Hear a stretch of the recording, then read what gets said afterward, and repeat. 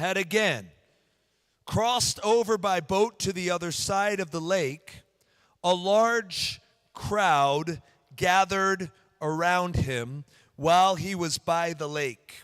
Then one of the synagogue leaders, named Jairus, came, and when he saw Jesus, he fell at his feet. Other translations say he worshiped him. And look at this. It says, Jairus pleaded earnestly with him. That's Jesus. And here's what he said. He said, my little daughter is dying. Please come and put your hands on her so that she will be healed and live. And then I love what it says in verse 24.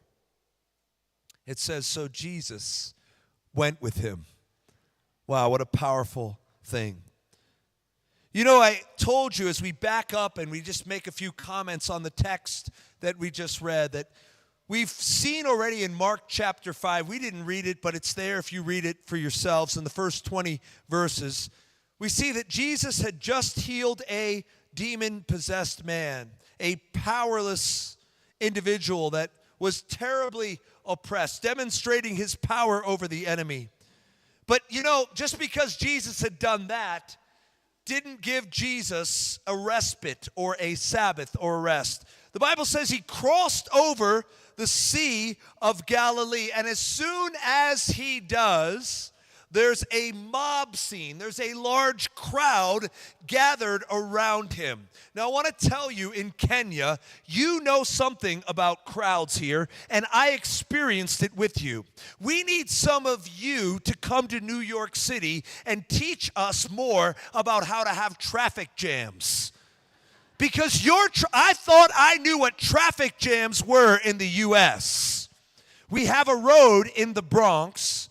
We call it the Cross Bronx. I call it the Bronx Cross because whenever you have to bear that cross in traffic as you cross over to the other side, it can get very heavy, the Bronx Cross. But you, my friends, you have traffic here.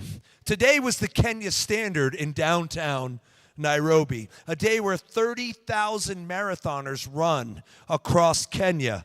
And let me tell you, at 6 in the morning as we were driving, oh my goodness, did I ever see a traffic jam. What a crowd.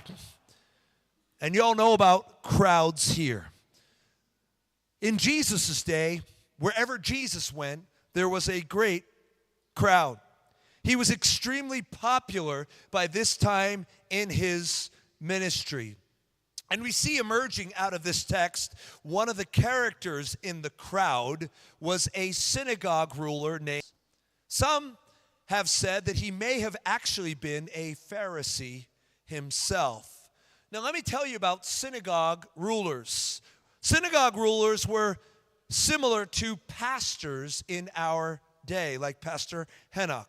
The synagogue ruler was a very important person in the life of the Israelite.